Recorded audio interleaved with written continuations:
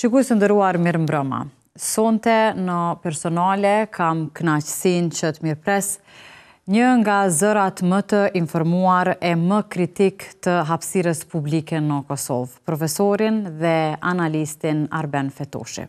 Si profesor universitar, por edhe si drejtori i Institutit Oktopus për studimin e luftës hibride, ai ka kontribuar fuqishëm në zbërthimin e sfidave që paraqet propaganda, dezinformimi dhe ndikimi i jashtëm në opinionin publik. Mirëmbrëma, profesor, mirë se erdhët në personale. Mirëmbrëma, faleminderit shumë krenare, mirë se u gjeta.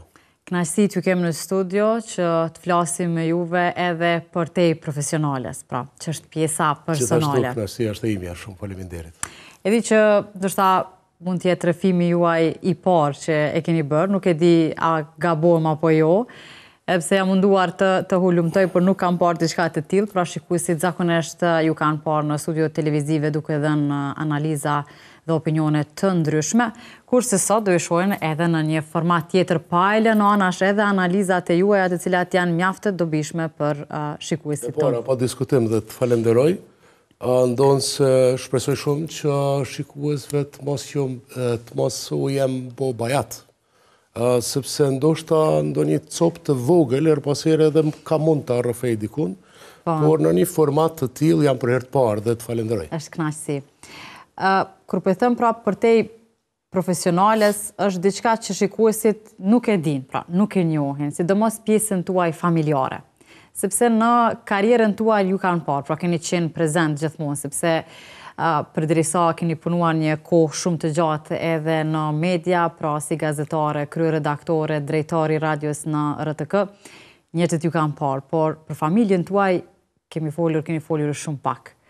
Një pjesë që do doja ta ndaja sonte, pra edhe me shikuesit e bashkë me juve, është një rrëfim i veçantë për një person të veçantë, jo vetëm për juve si familjar, por edhe për gjithë kombin shqiptar, që është veprimtari çështjes kombëtare Ukshin Hoti, e që në fakt jemi edhe në përvjetorin e zhdukjes së tij. Ju Ukshin Hotin e keni daj. Tu po shohim edhe një fotografi shumë të vjetër. Interesante është dhe është e vetmja në fakt që e kam me Dajanuk, kështu e kam thirrur, në një duhet të jetë viti 91, kur kam fillu gjimnazin dhe kur le të themi i kemi pas ditët e para të njohjes me një teknologji të re, që është teknologjia e kibernetikës dhe internetit në Kosovë, kur unë aso kohë pata fillu një kurs jashtë kurikular që të njihesha më shumë me këtë. Pra, ajo që e shohim në fotografi është një ordinator që i paraprin Pentiumit më pas, e që sot më është pjesë e historisë, nuk... Por është e vërtet, sot është përvjetori, prej se është zhduk Ukshin Hoti, pavarësisht përpjekjeve të vazhdueshme të familjes, në veçanti të tezës mirëvetes, më pas të Andinit, i cili tashmë është në krye të Komisionit Qeveritar për personat të zhdukur.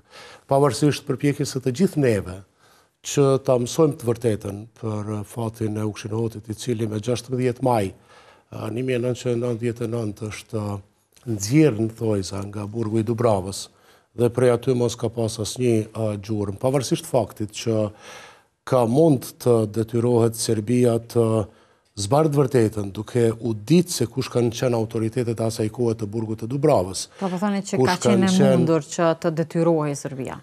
Besoj që po, në qoftë se do të kishim një qasje ndoshta më të drejtë dhe nga ana e miqve ndërkombëtar, për shkak se ne vazhdojmë të vuajmë, pra jo vetëm si familje, keni parasysh më shumë se 1600 persona që ende nuk dihet asgjë për fatin e tyre.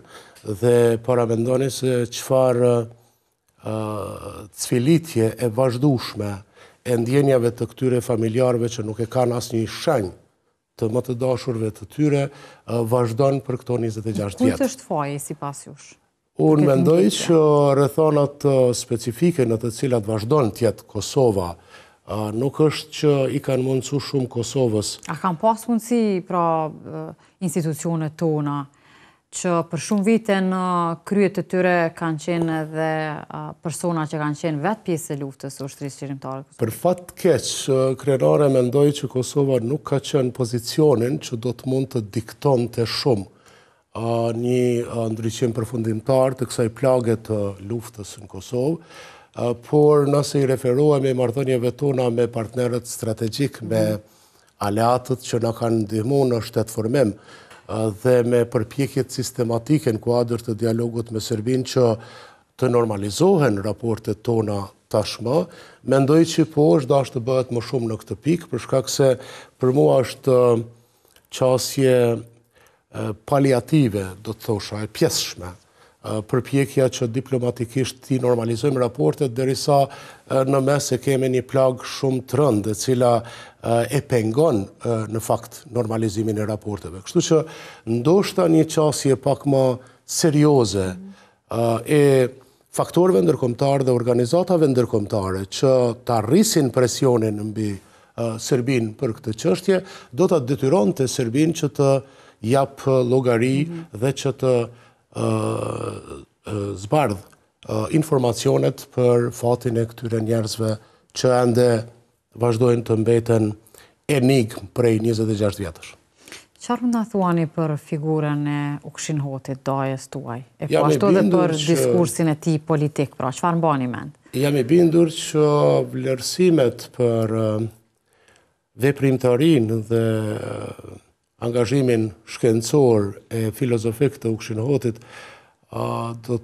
të tjerët i bëjnë më mirëson, ose të paktën ka pas vazhdimisht tribuna, konferenca,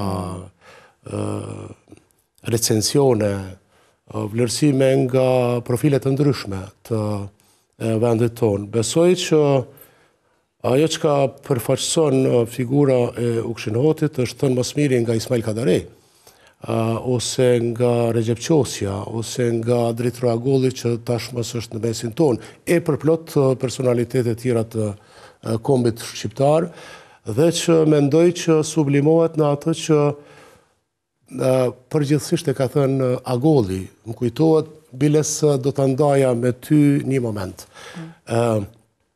Atë që e ka thënë Agolli dhe që pastaj është publiku në librin kryesor të Ukshin Hotit, Filozofia politike e çështjes shqiptare, e ka thënë në një intervistë për mua që ka qenë, si me thonë, hapi i parë drejt gazetarisë. Sapo e kam përfundu maturën në Tiranë, e kam vizitu Dritra Agollin, ku i kam kërku një intervistë edhe për çështje të tjera, të letërsisë, kulturës e të tjera, dhe që e kishte lexu librin Filozofia politike e çështjes shqiptare, dhe vlerësimi i tij ishte që kjo vepër është programatike për çështjen kombëtare.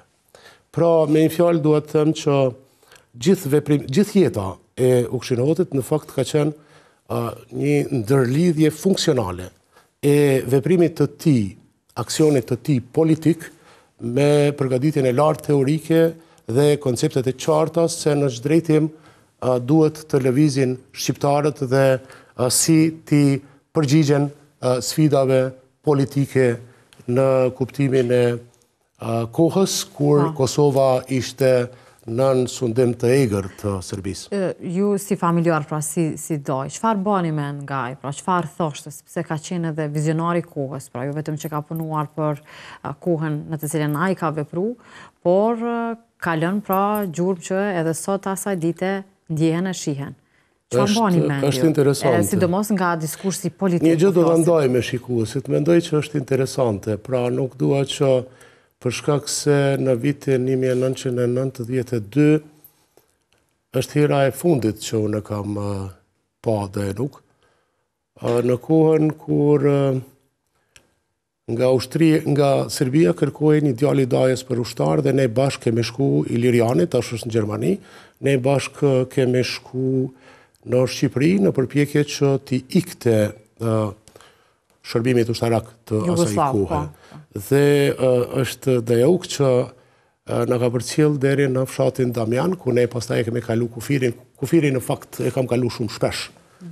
Sidomos në periudhën e luftës pastaj më ka ra me 10 herë që ta kaloj kufirin përmes pashtrikut, por ky moment më kujtohet për shkak se kemi qëndru disa orë për një drek të dajt e gjyshes që janë në Demjan dhe që në kanë prit jashtëzakonisht mire, ata pastaj e morën përsi për udhëtimin ton deri në Kukës, kështu që ky është momenti i fundit kur unë e mbaj mend ose e kam taku për shkak se në këtë vizit, në këtë udhëtim në Shqipëri krenare, pastaj pa ta mbet në vazhdim të gjimnazit në Lushnjë, dhe gjimnazin e kam përfundu në Lushnjë, në shkollën 18 tetori, për shkak të situatës me shkollat aso kohë. Besoj e ke parasysh që në qoftë se vitin e dytë unë e përfundova në një xhami të Rahovecit për shkak se është mbajtur mësimi. U bllokua, pra na e ndaluan shkollën në atë kohë. Pastaj duke dashur ndoshta si djalë i ri ta sfidoj veten, bona një përpjekje që në një familje që na priti mirë, atje është Tezaki, burri të Tezës, shoqëri Krasniqi, tash i ndjer dhe më lejo ta përshëndes përmes emisionit tënd të gjithë familjen Krasniqi që realisht më ka trajtu si djalin e tyne në kohën sa kam qëndru me ta, dhe rastësisht u interesova se si mund ta vazhdoj gjimnazin atje. Ishte jashtëzakonisht një qasje pozitive e drejtoreshës për arsim në Bashkinë e Lushnjës, e cila e mirëpriti idenë dhe është një periudhë e jashtëzakonshme kujtimesh për këto 2 vjet, vitin e 3 dhe të 4 e kam përfundu atje, me shok dhe shoqet, por edhe me profesorët e profesoreshat që kanë pas një qasje të veçantë, për shkak se isha kosovari i parë që në një moshë 16 vjeçare po vazhdon të gjimnazin në Lushnjë. Kjo është historia, por ajo që ka mbaj mend prej Ukshinotit është kafja. E ka pi shumë kafe, ashtu që ka pi edhe duhan, goxha shumë. Dhe po, e mbaj mend, nuk kam qenë djalëri atëherë, prandaj nuk po flas për çka ke dëgju nga debatet ose mendimet e tij politike, për shkak se kam qenë është 16 vjeç, nuk pra koha e fundit kur kam pas fatin që ta përjetoj prezencën e tij, por kafen po, sepse më ka mësuar ta bëj kafen. Ashtu që e donte ai, dhe vjen në kuzhinë dhe më thot, daj, kafen e du kështu. Dhe si ishte ajo gjezvja klasike me bu kafen, por e donte të pjekur 2 herë, pra e pjek 1 herë, e ndalën pak, e vlon prap, dhe ky është ndoshta një gjë që e kam në, si me thonë, kujtimet e mia shumë emocionale për pranin në jetën time të vllajt nanës që është ky që është sot. Mirë po, ky përjetim në raport me dajt, krenare është pak më i veçantë. Për shkak se duke qenë se babajn nuk e kam njoft, pra kur kam qenë 3 vjeç, babaj ka humbi jetën në një aksident me vetur. Është e vërtet, unë kam pas një lidhje jashtëzakonisht. Keni pas lidhje më të madhe me dajt, po. Kam pas një lidhje jashtëzakonisht të fuqishme me nanën pastaj, për shkak të sakrificës madhe që ka bërë për ne, por kujdesin kryesor ndaj nesh e kanë tregu dajt. Dhe jo shumë Dajauk, jo shumë Ukshini, më së shumti Daja Ragip, sot është dëshmori i kombit, pra ka qenë pjesë e ushtrisë lirimtare të Kosovës, vllai i dytë i nanës, dhe jo shumë as Daja i tretë, i cili është në Gjermani, afrimi, për shkak se në vitin 1981, siç e dini, të dy u arrestuan për veprimtari kundër Jugosllavisë në atë kohë, edhe Ukshinoti edhe Afrimi Hoti, e që pastaj normalisht ka qenë një sfidë plus. Edhe për familjen e dajve, por edhe për nanën, që i kishte 2 vëllezërit në burg prej 81 deri në 85. Edhe ju keni qenë pjesë Ushtrisë Shqiptare të Kosovës, po do të flasim pak më vonë, do të kalojmë tek fotografitë e familjes tuaj. Do të shohim aty e pam, pra ishit tek Po, është shtëpia muzej sot e Ukshinotit me iniciativë të komunës Rahovecit, pastaj shtëpia ku ka jetu Këshinoti është këty në muze dhe sot është një vend pelegrinazhi, le të themi, për plot mysafir që dojnë me unjoft për së afër me mjedisin dhe ato artefaktet pakta që kanë mbet prej jetës së Këshinotit. Do të kalojmë tek fotot e tjera dhe do t'i komentojmë. Na prej fotove ndoshta më të vjetra e më të pakta, për shkak se ka ndru jetë gjithashtu në vitin 2007, por këtu jam me nënën, Hidajeten, dhe me 3 vlezërit, prej cilëve gjithashtu edhe vllai i madh Nehati, që është i dyti, ka pas për shkak të një smundje të rëndë, ka ndru jetë 2 vjetë më përpara. Mirë po do t'a veçoja dhe nëse më lejon veç 2 fjali, sepse nuk dua që të ndaleme shumë në këtë pjesë, besoj që nuk është shumë me interese dhe për shikuesit tuaj, por ajo që do t'a veçoja, për shembull Basen Nehat, që she kam quajtun, vllajën e madh, është edhe kujdesi i tij si një farë prindin thojza, për shkak se kishte mbet më i madhi pas vdekjes së babait, por edhe si një farë mentori i pari imi në kuptimin e kujdesit për shkollën dhe të frymëzimit për atë dashurin për Kosovën, për Shqipërinë e kështu me radhë. Me thënë është derisa 2 vëllezërit e tjerë që normalisht i du shumë, kanë qenë mbështetësit kryesor të familjes dhe për mua personalisht, edhe në gjatë qëndrimit në Lushnjë, 2 vjetë të thash që kam qenë gjimnaz atje, por edhe për krejt familjen tonë, për shkak se rrethanat aso kohë kanë qenë të vështira dhe që të 2 Nexhati jeton në Gjermani, Shkelzenin e Zvicër, por duke qenë mërgjimtar, e kanë pas barën e mbajtjes së familjes prej asaj kohë. Do të shohim edhe fotografitë e tjera. Gjithashtu e kam edhe motrën e keni? Nëse po këtu jemi edhe me një foto me motrën gjithashtu bashkë, edhe motra jeton në Zvicër, dhe kjo është familja jonë, pra ne jemi 4 vëllezër, kemi qenë 4 vëllezër dhe një motër. Shohim edhe fotografitë e tjera të familjes së ngushtë. Familja e ngushtë, po, tani kjo është Vlora, besoj, nuk e di, po unë besoj që shikuesit e kanë parasysh, është prezantuese e lajmeve në Radio e Televizionin e Kosovës, prej shumë vitesh, ne kemi qenë shumë gjatë edhe kolegë, por nuk jemi njohur në RTK, sepse, si me thonë, shpesh ka ndodhë që duke qenë kolegë, pastaj edhe dashuroheshe, jemi njohur më përpara, me Vlorën njihemi që nga koha e luftës, ajo është nga Krusha, ku unë i kam dajt, dhe gjithashtu, familja e saj është një prej familjeve të dëshmuara në kuptimin e aktivitetit hershëm patriotik, kështu që ka qenë ndoshta një sebeb i dytë i njohjes tonë, që fillimisht nuk mund të nuk ka qenë njohje dashurie fillimisht, por prej asaj kohe e njoh, pastaj Vlora ka fillu karrierën e gazetarisë në Radio Televizionin 21, mas një kohë ka kalu te Radio Televizioni Kosovës, sot është tashmë ka, si me thonë, 22 vjetë aty. Dhe Kleti dhe Klesta janë, si që do të thoshte një mikë jami, krenare i ndjerë tani Qani Mehmeti, që jam i bindur të gjithë e njohin, janë kryeveprat tona. Pra, qka do që unë kam bo, në jetë unë jam, edhe Vlora pajtohet, që Klesta dhe Kleti janë kryeveprat tona. Ata janë nxënës shumë të mirë, janë fëmijë shumë të mirë.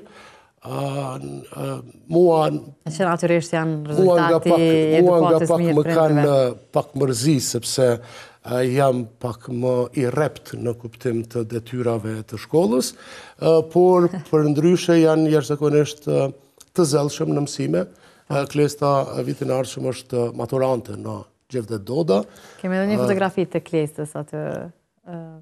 Ta shohim këtu. Po, pikërisht, këtë e veçova me të thonë të drejtën pikërisht për këtë punë. Ka qenë një aktivitet me rastin e përvjetorit pavarësisë Kosovës me 17 shkurt, kur është kriju një mini ekspozit dhe kur Klestës i është kërku që të marrë lejen e mamit për këtë ekspozit, për shkak se Vlora për herë të parë është transmetu publikisht si pjesëtare e ushtrisë ligjënore të Kosovës, më duket vitin e kaluar, ka qenë pjesë ka qenë gjithashtu pjesë e ushtrisë ligjënore të Kosovës si shumë e re, dhe për të marrë leje për shkak se ne e kemi pas një parim krenare për këtë pjesën e luftës, nuk kemi preferu të flasim asnjëherë.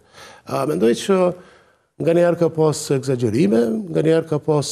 Prej njerëzve që kanë qenë luft? Po, ka pas egzagjerime në kuptimin që shpeshherë kanë tinglu si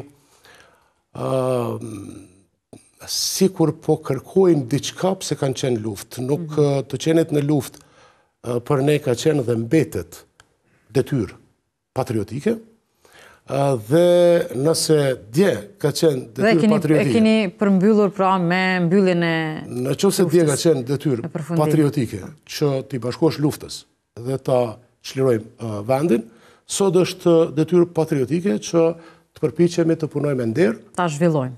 Të përpiqemi të japim maksimumin për të mirën e qytetarëve të këtij vendi dhe ta zhvillojmë vendin tonë ashtu siç i ka hije në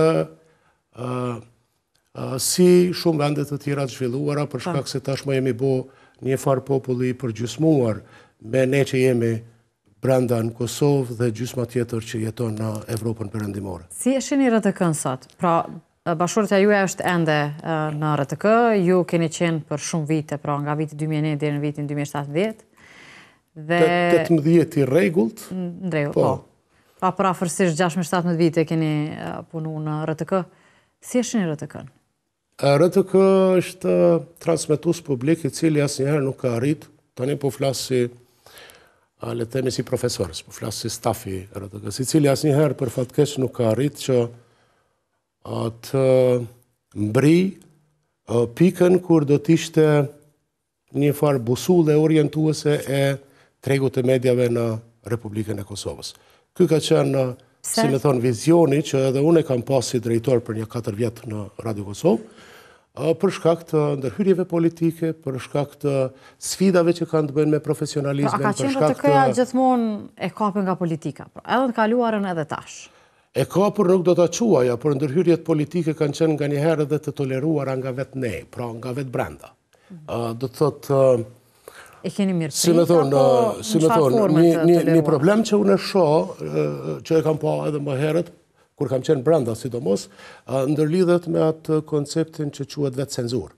Pra që nuk është krejt presion i jashtëm i grupeve politike ose i qeverisë, por që ka pas edhe një farë mungesë të rezistencës profesionale kundrejt ndërhyrjeve të jashtme. Por po, e vërteta është që RTK për fatkeq është konceptu nga të gjitha qeverit, si një farë mjeti propagandistik dhe si një ndërmarrje ku duhet të rahatohen njerëz. Kjo është e keqja që e ka pamundsu një zhvillim të duhur të transmetuesit publik në vendin tonë. Shpresoj që sot të ketë simptoma më të mira, nuk jam të i pa, por përpjekjet të zëm që i ka pa publiku si riorganizim, si përpjekjet vendosjes së disa rregullave më strikte e të tjera, prap më bëjnë me qeni bindur që nuk mund të flasim për një RTK që do duhet ta kishte Kosova dhe të ishte në shërbimin e publikut. Është me sfida, është me probleme, ka edhe një problem tjetër të cilin dua që ta evidentoj në këtë rast, që lidhet me IBU-n, pra të edhen që transmetuesi publik në Kosovë me njerë pas luftës është themelu nga IBU si asistuese mbi bazën e urdhrit ekzekutiv të përfaqësuesit special asë kohë të shefit të Urbikut dhe vazhdon të ketë një relacion me IBU-n, por nuk mund të jetë pjesë e saj, e që duke qenë pjesë e saj, mbase do të kishte një ndikim më të madh në kuptim të raporteve me politikën. Për shkak se këto tendencën e ndërhyrjeve politike të mediat, kjo është e gjithkundshme, pra nuk është fenomen veç në Kosovë. Mirë po, demokracitë pastaj kanë kriju mekanizma që ta neutralizojnë ndërhyrjen politike dhe të grupeve të interesit mbi transmetuesin publik. E tash shembujt e Evropës janë shembuj që ne duhet t'i ndjekim, nuk kemi arrit t'i ndjekim, për shkak të kësaj statusi i Kosovës duke mos qenë antare e OKB-s e pamundson një procedim të tillë që IBU të pranoj si antare me të drejta të plota RTK-n në mesin e saj. Edhe si profesor edhe si ish gazetar, si vlerësoni, ka liri të shprehjes në Kosovë apo jo? Liri të shprehjes ka maksimalisht. Dhe në qoftë se po më pyet edhe si profesor, mendoj që kjo... Si vlerësoni raportet e fundit pra që Kosovën e radhitën më keq madje para se me dol të kjo, krenare më lejo të them një gjë. Si profesor, në kuptimin teorik, mendoj që kjo që po ndodh aktualisht me relacionin e medjeve me qeverinë dhe në përgjithësi politikën është indikator jashtëzakonisht i rëndësishëm në betejën për demokracinë. Kjo ka qenë karakteristike të gjitha vendeve të tjera demokratike të cilët kanë kaluar një parafazë të pjekjes së demokracisë. Kështu e shohun. E dyta, jam i bindur që keme liri të shprehjes dhe jam i bindur që keme një deformim të sferës publike në kontekstin e impaktit dramatik që ka pas revolucioni digital, për shkak se sot nuk mund të flasim për gazetarinë siç është fol para 30 vjetësh. Gazetaria normalisht që është e sfiduar jashtëzakonisht shumë me ato që kanë ndodhur si rezultati teknologjisë digjitale. Tani duhet ta kuptojmë gazetarinë në kontekstin e asaj që quhet gazetari, gjithashtu gazetari qytetare, e blogosferës, e formave të tjera të komunikimit në sferën publike.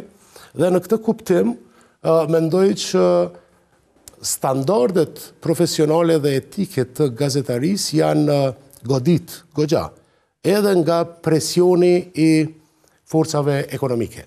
Kuptimin që media gjithashtu është biznes, dhe në kuptimin që beteja për të siguru të hyrat e veta nga njëherë ka qenë faktori që ka shkaktu deviancë në... Nga kjo, pra, a kemi mediat e lira edhe gazetarët e lirë, dhe ndonjëherë, pra, gazetarët kritik kanë një lloj presioni, pra, qoftë institucional e qoftë edhe nga publiku, për ato që e mendojnë edhe për ato që e shprehin.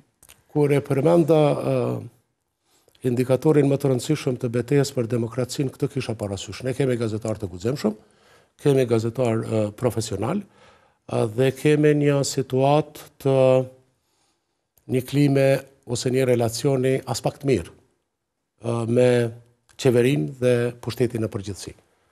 Pse po e them këtë? Për shkak se diskursi publik i qeveritarëve kundrejt medias është shqetësues në leximin e demokracive të konsoliduara dhe organizatave ndërkombëtare që monitorojnë lirinë e medias në Kosovë, siç ishte ajo që e përmendëm me reporterët pa kufi së fundmi.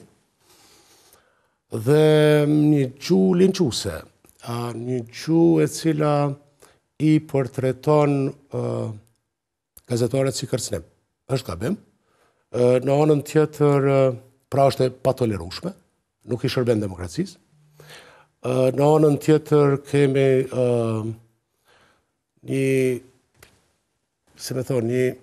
qasje për korniza ligjore, të cilat nuk janë përputhje me atë që nënkupton standardi i lirisë së medias. Mos të harrojmë, flasim për një prej kushteve të integrimit evropian. Është një nga standardet e Bashkimit Evropian liria e medias dhe pluralizmi i medias. Ndonë se liri të medjes mendoj që kemi. Po, njërën anë kemi liri të medjes, në anën tjetër gjithashtu edhe presion gazetarët dhe mbi media. E kam bo një reagim ose një reflektim mbi tonin e reagimeve në ditën ndërkombëtare të lirisë medjes me 3 maj, dhe normalisht që duhet ta kemi parasysh një gjë. Liri të medjes në mënyrë absolute ka Kosova, nuk mund të rangohet më keq se sa Serbia, në mënyrë absolute, për shkak se vetë reporterët pa kufi vazhdimisht kanë vlerësu që liria e medjes është keq në Serbi, duke pas parasysh që... Ti ka pas edhe vrasje të gazetarëve. Jo vetëm vrasje të gazetarëve, por ata vetë konstatojnë që media në Serbi është në diktatin dhe kontrollin e plot Vučićit. Dhe në këtë kuptim, Sa të është bërë ky raport kështu? Në qoftë se I referohet me epët ashtu këtu, ose kemi të bëjmë me manipulim indikatorësh, ose është një farë presioni mbi Kosovën dhe qeverinë e Kosovës. Kjo me këtë nuk dua ta mbroj qeverinë sa I përket gjuhës, që duhet të jetë e kujdesshme, dhe sa I përket nismave ligjore, të cilat seriozisht mund të përbëjnë shqetësim për cenim të lirisë medjes, siç ishte rrëzimi I ligjit për KPM-n së fundmi nga gjykata kushtetuese, por në anën tjetër po edhe te komuniteti gazetarëve edhe te tregu I mediave në përgjithësi duhet ta themi që ka vend shumë për kritik dhe që ka deformime të rënda profesionale në shumë prej medjeve, të cilat janë pasojë disa faktorëve, unë përmenda faktorin ekonomik, faktori ekonomik ndoshta është I pari, por pastaj ka edhe goxha prani të asaj që quhet gazetari partizane dhe që kjo nuk është. Çfarë nënkupton kjo gazetaria partizane? Gazetaria partizane nënkupton angazhimin ose kontentin e medjes në funksion të interesit të ngushtë të një partie politike. Mediat sot në një farë formë pra janë digitalizuar. Pra edhe televizionet, pra punojnë edhe për rrjetet sociale. Sa është rrezikshme kjo që qytetarët informohen nga rrjetet sociale, marr parasysh pra që jeni edhe drejtori I Institutit Oktopus dhe luftën hibride që bëhet? Kjo është sfida. Do të thënë, mediat sociale sot janë sfida, për shkak se mediat sociale janë jo vetëm të kudo ndodhura, pra I kemi në xhep tërkohës, por janë edhe gjithnjë më shumë më të përdorura si burim informacioni. Pra, raportet hulumtuese tregojnë që kur audienca pyetet se kush është mediumi të cilit I besoni më shumë, prin prap televizioni, por në anën tjetër, në qoftë se I pyesim cilat janë mediat që I përdorni më shumë, pa diskutim rrjetet sociale janë dominante. Në këtë kuptim, një prej sfidave të gazetarisë lidhet me ato që Qetviku e quan sistem hibrid I medjave, pra një farë beteje për me gjetë funksionimin e përbashkët në misionin e gazetarisë që është shërbimin ndaj publikut. A mund të gjendet kjo, ende jemi në një situatë, pra jo vetëm Kosova, jemi në një situatë globale kur mediat sociale, këtë e ka dëshmu periudha e pandemisë COVID-19, mediat sociale janë platforma të cilat shpërndajnë më shumë dhe më shpejt dezinformat, shpërndajnë më shumë dhe më shpejt propagandë për shkak të filtrave, mungesës e filtrave, pra para mendoni që kjo në aspektin social pra ka dhe një ndikim tjetër negativ, sepse ka krijuar dhe një lloj frustrimit të qytetarët. Pra qytetarët janë bërë shumë po e shprehin haptas përmes komenteve, përmes mesazheve që marrin, madje edhe gazetarët. Shiko, tani kemi të bëjmë me dy gjëra krenore, që të mos e teorizojmë shumë emisionin, por kemi të bëjmë me dy gjëra. E para, fenomenin e asaj që quhet tengopje informative, sepse është tendencë e vazhdueshme audiencës që gjithnjë më tepër në mënyrë jo shumë dietale ta konsumojnë medien. Edhe kur si duhet. Dhe ky është pak problem, sepse e huton konsumuesin e përmbajtjeve mediale, e huton në kuptimin e sensit kritik, prandaj flitet gjithnjë më shumë për nevojën e edukimit medial, në mënyrë që ta ndaj informatën prej një fake news ose prej një përmbajtje propagandistike. Kjo është sfida, kjo është problemi, dhe në këtë kuptim, po, jo veç te ne, por në gjithë botën, rrjetet sociale janë kanalet më të përdorura në mënyrë të sofistikuar nga aktivitetet e luftës hibride, ajo që quhet lufta hibride, sepse teknologjia ka mundësu një gjë të tillë. Pra, e ka mundësu që të krijohet lehtë, e ka mundësu që të shpërndaj përmbajtje pa kufi gjeografik në krejt botën, dhe e ka mundësu që është një medie e cila nuk ka kosto të madhe që të përdoret në mënyrë strategjike nga keqdashësit. Nga keqdashësit për shkak se nuk ka asnjë sens, ose janë shumë të ralla rastet, kur ndërmerret themelimi një medje për qëllime fisnike që t'i shërbej me korektësi komunitetit duke u nisë nga parimet bazë gazetarisë që janë e vërteta saktësia e neutraliteti. Që kemi arritur tek pjesa e fundit e që biseda rodhi pra shumë shpejt. Na shkoj. Edhe kemi dëshirë natyrisht që të marrim edhe mendimin tuaj pra mbi çështjet profesionale, sidomos të politikës jashtme, por edhe politikës vendore, pra me një përvojë të gjatë studime që keni bërë. Po ndajemi tek një temë e cila pra po shohim edhe fotografinë këtu, është një ngjarje kogja madhore për Shqipërinë edhe për shqiptarët, pra një summit i cili mblodhi në Tiranë liderët më të fuqishëm të Evropës. S'po e quaj historike, krenore, se duke i quajt historike, kështu jemi mësua dhe jemi bo bajat pak parashikuesve. Jashtëzakonisht e rëndësishme për mua është fakti që Tirana ka mbledh liderët më të rëndësishëm në një summit të atij që njihet si Bashkimi Evropian Politik, si një farë paradhome e vendeve që aspirojnë të bëhen pjesë e familjes evropiane, po në kuptimin që kjo tregon edhe për rolin gjithnjë më të rëndësishëm të Republikës së Shqipërisë në kontekstin e sfidave rajonale, sepse këtu kemi, si me thonë, ky Bashkimi Evropian Politik është forumi propozuar për i francezëve më tepër për t'i adresu sfidat politike, ekonomike dhe ligjore në Ballkanin Perëndimor. Këtu është poenta. Tani, normalisht që një prej sfidave kryesore në procesin e integrimit ka të bëjë me Ukrainën, duke pas parasysh përballjen e saj të vazhdueshme me agresionin rus. Por në kuptim të agjendës së zgjerimit të Bashkimit Evropian, Ballkani Perëndimor është pjesa ndoshta përfundimtare që do ta përmbyllte atë që themeluesit e Bashkimit Evropian e kanë quajtur kompletimi i projektit evropian. Mbi këtë bazë mendoj që është jashtëzakonisht e rëndësishme fakti. Dhe cili është roli i kryeministrit Edi Rama këtë rast? Unë jam i bindur që kemi të bëjmë një rol gjithnjë më të rëndësishëm të Shqipërisë dhe kryeministrit Rama në agjendën e integrimit evropian, dhe kjo është arsyeja që liderët e Bashkimit Evropian dhe të vendeve tjera që janë sot në Tiranë. Është një lloj mbështetje edhe për kryeministrin? Është afirmim, është mesazh i afirmimit për reformat që janë bërë në Republikën e Shqipërisë, mirë po është gjithashtu mesazh për të 6 vendet e Ballkanit Perëndimor sa i përket detyrave dhe sfidave që kemi përpara në rrugën drejt Bashkimit Evropian. Po Edi Ramën ka Nëse nuk rezulton me asgjë konkrete, atëherë ngjelet në suazat e një rëndësie simbolike. Mirë po unë jam i bindur që është përpjekje vazhdueshme e Bashkimit Evropian që t'i gjejë zgjidhje Serbisë, e cila vazhdon të sfidoj Bashkimin Evropian duke qenë destruktive në raport me normalizimin e raporteve me Kosovën.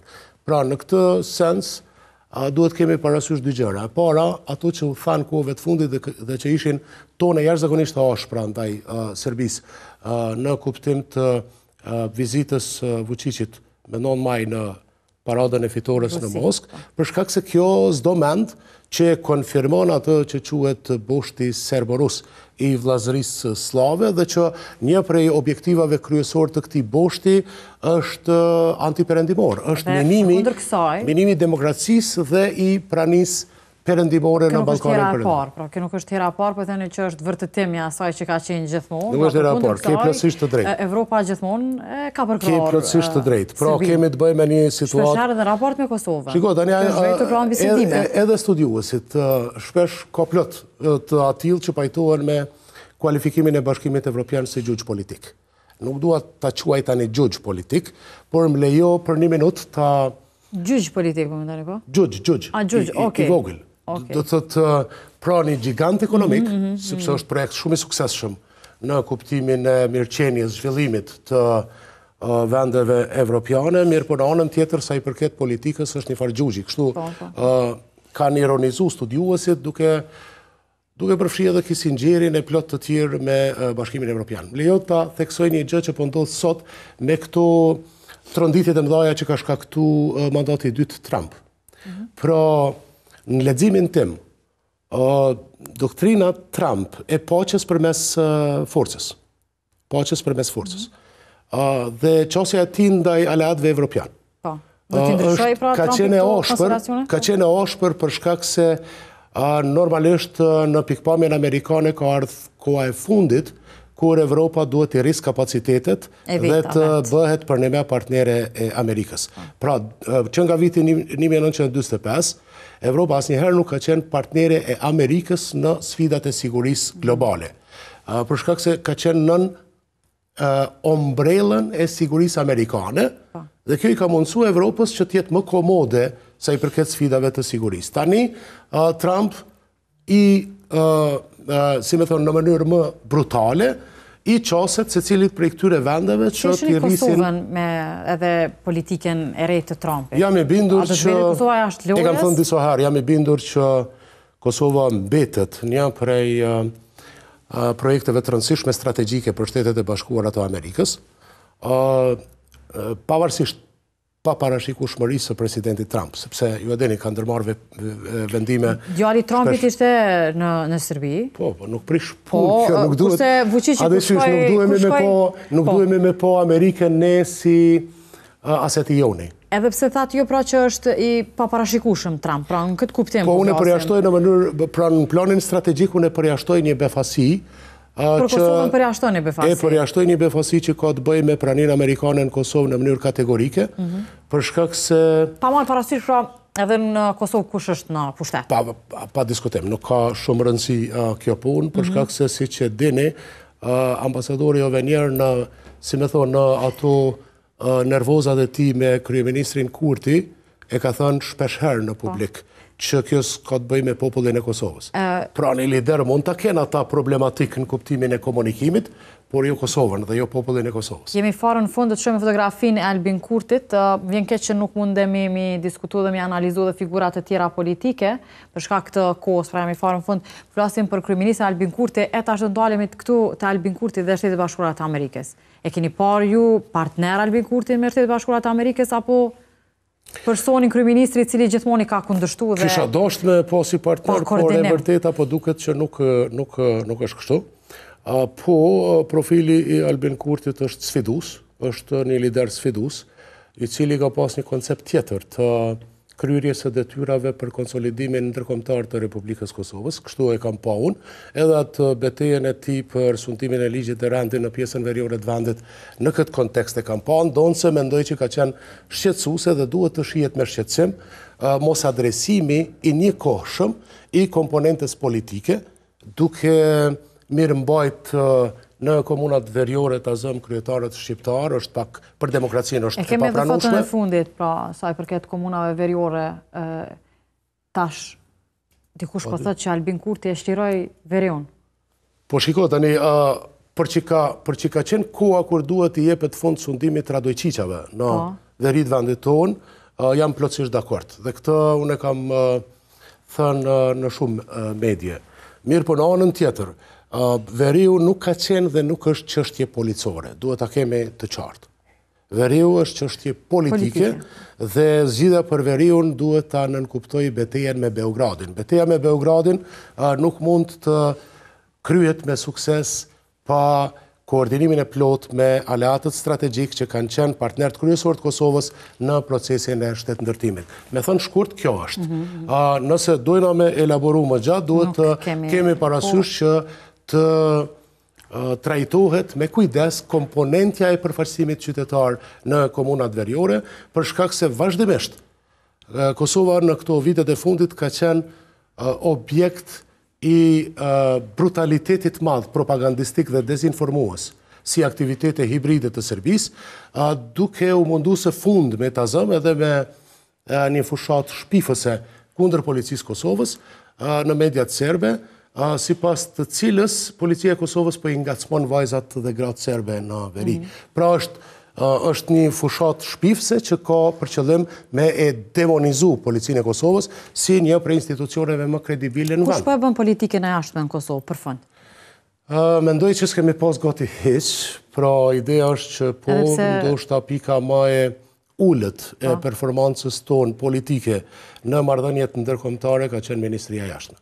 Po, presidentja Vjosa Osmani është shumë shpesh në takime dhe pritet nga... Po, presidentja ndoshta ka mbet pozicioni, por i cili pastaj duhet kijet parasysh për rolin e saj dhe fuqinë e saj vendimarrëse, për shkak se ajo është në krye të shtetit, është komandant suprem i forcave të armatosura, mirë po nuk është pushtet real ekzekutiv, e cila do të mund ti ndryshon të kohet e proceseve me të cilat po ballafaqohemi. Profesor, faleminderit shumë për kohën që ishit pjesë e këtij emisioni, pra të gjatë. Ishte kënaqësi. Duke kaluar nga personale tek çështjet profesionale. Faleminderit juve. Suksese. Miq të dashur, faleminderit për vëmendjen. Do takohemi të shtunën tjetër me një tjetër personalitet. Deri atëherë natën e mirë dhe mirëmbëjtje.